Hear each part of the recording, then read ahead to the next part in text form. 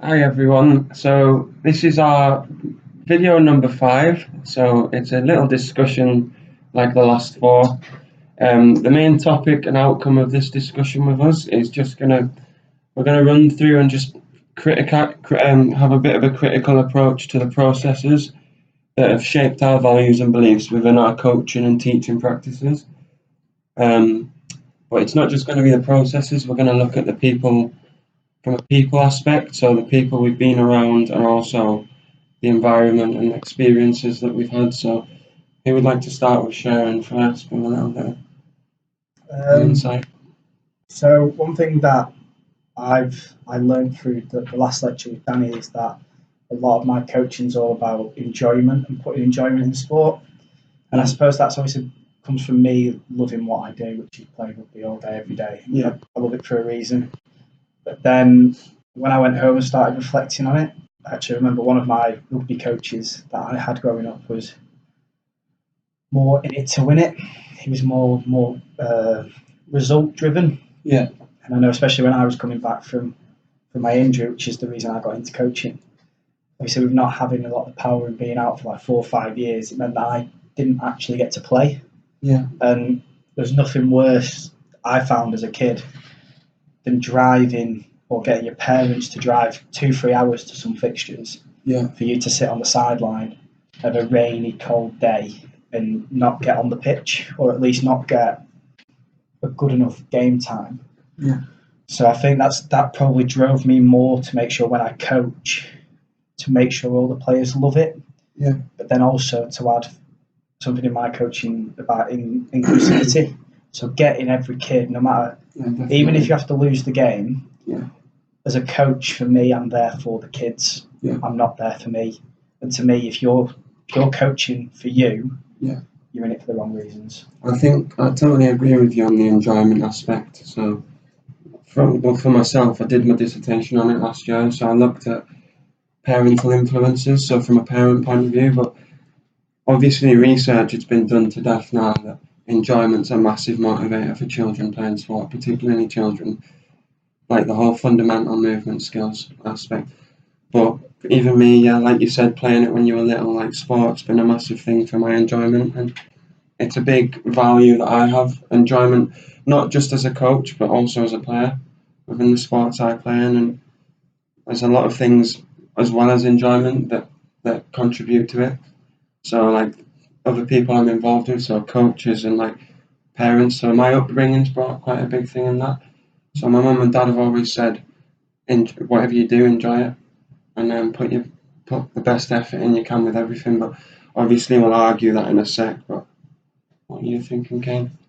So, like what Matt said, I think enjoyment is basically the most important thing when it comes to kids. Yeah. Like just yesterday, for example, we had a game, we were winning, my team had a game, and we were winning 2-1. But a big value at our club is equal game time enjoyment. So I took off my best players, put on other kids so they had equal game time, and we ended up losing the game because of it. But it's part of the sport. It's what you need to do to develop the kids more than anything. Yeah. It doesn't matter if you lose when at that age. It's just that they enjoy it. I think an important thing is when you have a value or a belief. We've mentioned now like a value is quite static, and it's kind of non-negotiable, and it underpins the way you think. And we mentioned as well like a belief is more negotiable, so it can change through experiences. It's quite dynamic. But one thing I've noticed within the research is a lot of people have a value, but their behaviours contradict it. So if I said I was, I don't know, a passionate coach, passion was a value, my behaviours could say the complete opposite. So it's like almost like a philosophical mismatch. So you've got to have the same behaviours as a value. I think an important part of philosophy to practice is the idea of matching your values and your beliefs. So kind of saying one thing and doing the same thing. So having actions towards that. And DeCency and Rosenberg, 1996, they've reported that like several professions in sport involve that, and it's like moral values as well. So knowing right from wrong. within your coaching, really. I think for me, matching my values, beliefs, and my behaviours can sometimes, I know I may necessarily bury my behaviour Yeah. to one side to focus on my values and beliefs. So, like I said before, to me, if you're coaching for you, Yeah. you're in it for the wrong reasons. Especially at Yeah, grassroots definitely. level. If I'm in grassroots rugby or grassroots hockey or grassroots Quidditch, I'm there for them. I'm there to make them Hmm. feel happy and feel enjoyment. So for me, every session I have a plan that's got to be educational, enjoyable, and safe. They're the three things I think every session has to have. Yeah. So I may not necessarily enjoy Yeah, I agree with that. going out on a Sunday with my grassroots team and being beaten 96-0. But if my team comes off with a smile on their face, Yeah. they've enjoyed it. And if they're enjoying it, that fundamentally means that my core value of enjoyment, I have it because I'm there to let them enjoy themselves and having fun. So Yeah. I may secretly want to beat the rival team. Yeah.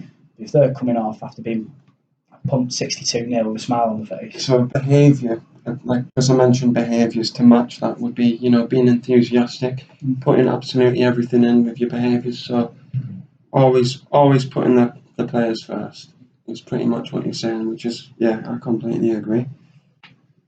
And sometimes you force it though, forcing your energy as well. Yeah. I think so. Even if you're not in the right mindset, you've still got to be that, because we go back to impression management that we've covered now to death as well.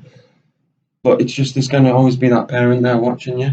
And obviously, if you're like, right, come in, lads, they're going to know straight away that you're not enthusiastic. Kids know it as well. Yeah, they Do you do. come over with a frown on your face? Kids react to you because at the end of the day, you're a role model. Yeah. You're there for them. Yeah. So if they're looking at you with being beaten 4-2 in football, and you're like, the kids are going to be down. But if you come in and you're, don't worry about the scoreline, we're going to do this, all this sort of thing, and you're picking little Jimmy up from the mud, and you're doing all that sort of thing. Yeah. The kids react to it as well. Yeah. And I know in some respects, I've had coaches that I've reacted to. I'm being beat 50-0 in rugby because that's quite an easy scoreline. Yeah. And I've come in and the coaches one day gone, so we go down. But sometimes the coach turn up, next thing you know, we've scored in the corner. Yeah. And we're celebrating like we're winning the Champions League. We're still being beat, but you're celebrating the death out of them little wins. Would either of you guys say that your values have been influenced by a social group, so other coaches or? Yeah, me too. Yeah, definitely, especially the higher up I've gone. Mm-hmm. So the higher up I've gone, and the more I respect the coach at that standard, they've definitely influenced me more because you'll have just given me a slight snippet of knowledge that they have, or whether that's tactical or not. That it happens both ways. No, definitely. But just the way they've reacted to a situation, I think does really affect me. Less like my dad coached me for a lot of years. I'll be honest, my dad's influenced the way I behave. Yeah. But as far as the way I coach, my values of coaching, my dad hasn't. But my dad was a footballer. Yeah. He wasn't a rugby player. But then I've grown up and gone up with rugby coaches. Yeah. They've definitely influenced my values and beliefs within rugby. I think, like family, because I haven't actually got quite a very sporty family, but one notable thing that has influenced my behaviours and my values is actually coach education.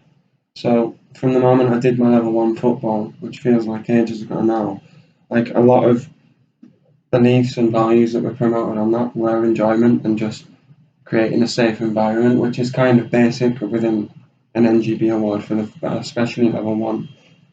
But as well, just other coaches, like watching other coaches, it goes back to Bandura's social learning theory.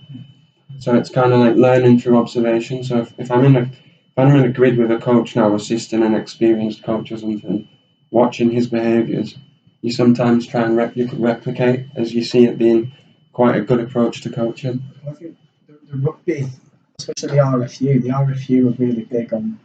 They actually have something now which is in place, and it's been in place for lots of years now, of rugby's core values, which is embedded in whether it's little league to to Yeah. referees, to coaches, to police. Yeah. And the 5 core values of rugby are discipline, sportsmanship, enjoyment.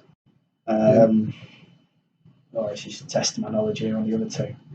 I can't for the life of me remember the other 2. But they have the 5 core values that they promote on everything. It's even on the respect is one of them. It's all over your shirts. It's on any bit of RFU stash. You can't hide from it. So it's kind of like national governing bodies. They have philosophies in a way, because with the FA, it's the same, isn't it? They've got respect for all, and even UEFA is respect. So you don't have to be. It's not just specific to a person. It's specific to organisations. And I know it's kind of off topic a bit mentioning philosophy, because we have covered it, but it does have a bit of a relation to it. So national governing bodies. So like I could list off loads of people or organisations and stuff that's influenced my values. Yeah. I'm not going to do it now because that'll take ages, but I'm quite lucky. I don't know about you two, but I'm quite lucky to have a coach mentor. Yeah. Who mentors me. So obviously I'll watch coaches and I'll learn from them. I'll coach and I'll learn from that. I've learned from my family and things like that. But he really helps me refine and sort of basically reflect a lot better on my coaching, which helps me then refine my beliefs, which then again will help me refine my values. Yeah. I think, like you're saying, the real one for me is, I'd say, the people around me have affected more my beliefs rather than my values. Yeah. I think my values have come from me as I've grown up, and that they're just in within. I wouldn't say anyone has put my values into me. I think my values are personal, but my beliefs have definitely been altered and changed through social media, through social groups, through parents, through friends, because they come and go. Obviously, parents, God forbid, come and go, but your friends and your social media, all that sort of stuff, all external factors do come and go. Yeah. And I think that it's definitely more affecting my beliefs rather than my values.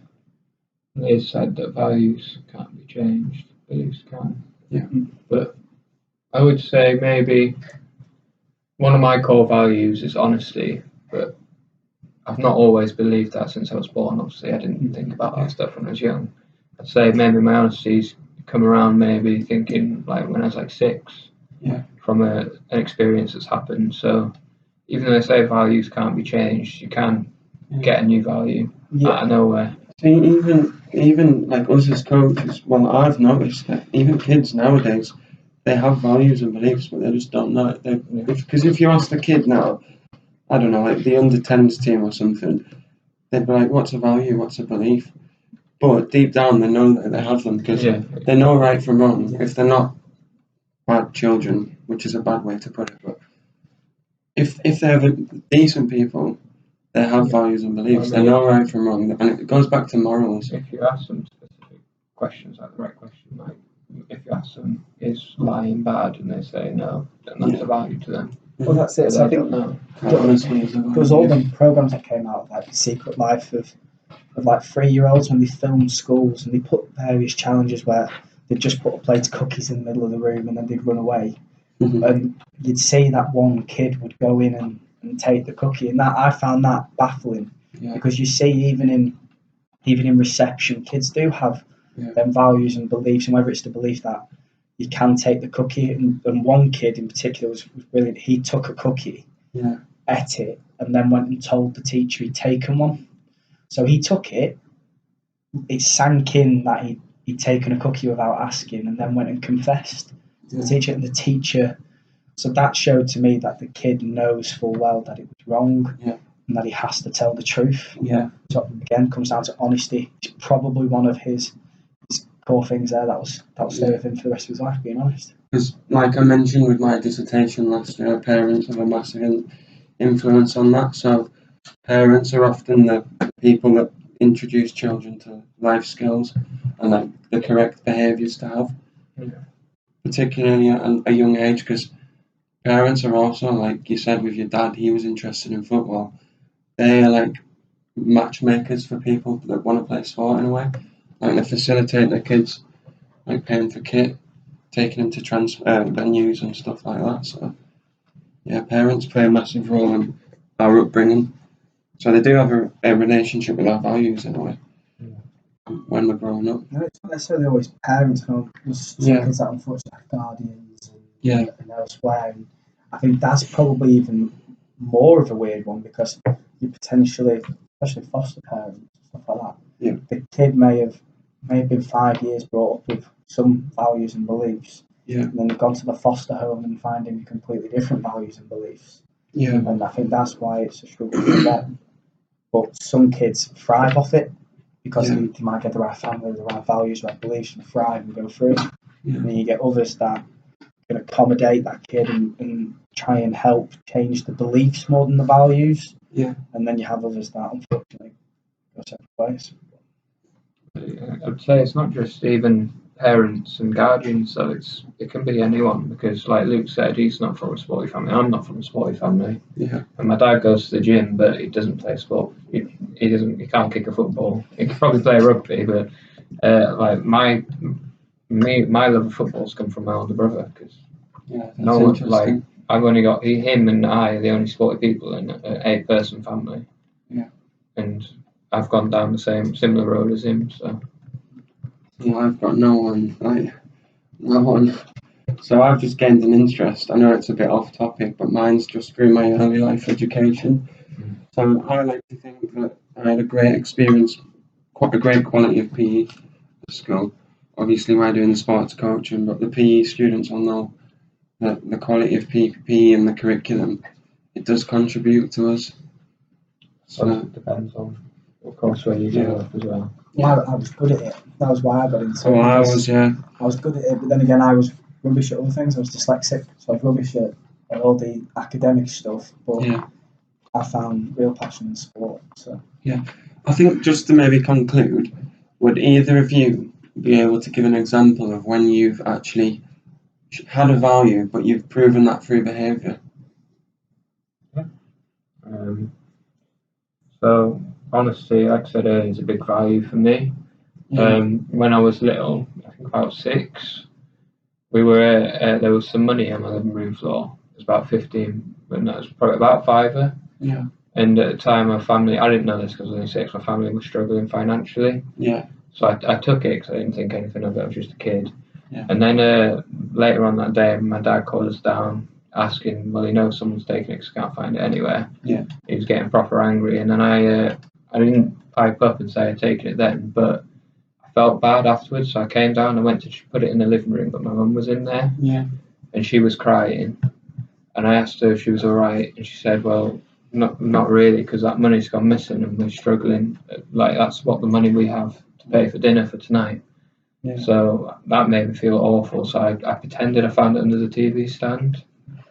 and she I said, oh, I found it. She said thank you, but as I was walking out, she said my name and said, okay, and be honest with me, did you take this out for you? I said, oh no, I found it. And she said, I need you to be honest because we've looked there and it wasn't there. And I said, and then I confessed then. And she just said to me, honesty is one of the most important things in life, and that's just stuck with me forever. So that's been with you for like 15 years now. So for me, it was sort of getting to the final 20 of the County Cup final. This was like last year, bear in mind. And I've always believed in enjoyment and equality for everyone. And last year, my age group was actually had 18s, 17s, 16s, and 2 15-year-olds in my squad. And we got only one of the 15s was with me that day. We got to the final bit, we get to the final 20 minutes, and games like hit and miss, 2 points difference between us. And I'm thinking, God, I've got to get this kid on. Really struggling. He only plays one position, and that one position is the same position as like the second best player in the squad, and he was playing a blinder of a game. So I thought, I've got to do it. So I made the switch, took a bit of chip off the parents. Come on, mate. Losing because he's not the greatest.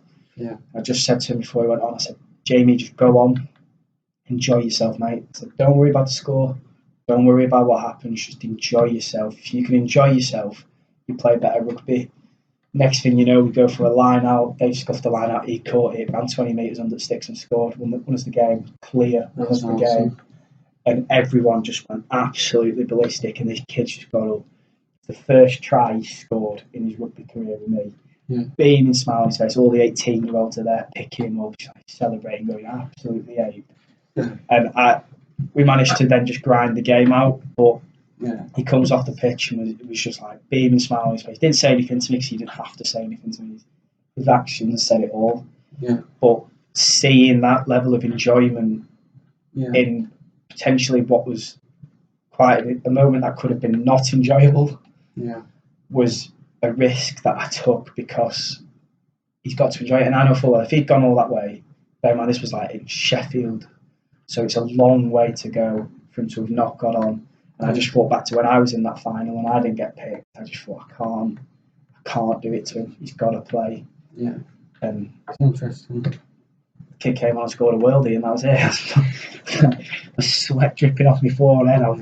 I could finally breathe. But I was really happy, and that was possibly the bit when what happened to me made me believe. I then transferred and pulled off from it, which was brilliant. And then just the final thing is just if you don't necessarily like replicate your values with your behaviour, it doesn't mean you're a bad coach. It doesn't mean you're inexperienced. It just depends on the context and the environment, really. Context is key. That's what Danny said. Yeah, context is massively key. But that's brilliant because we've covered everything, I reckon. So, right, brilliant. Thanks for listening, everyone, and we'll see you in the next vlog or video.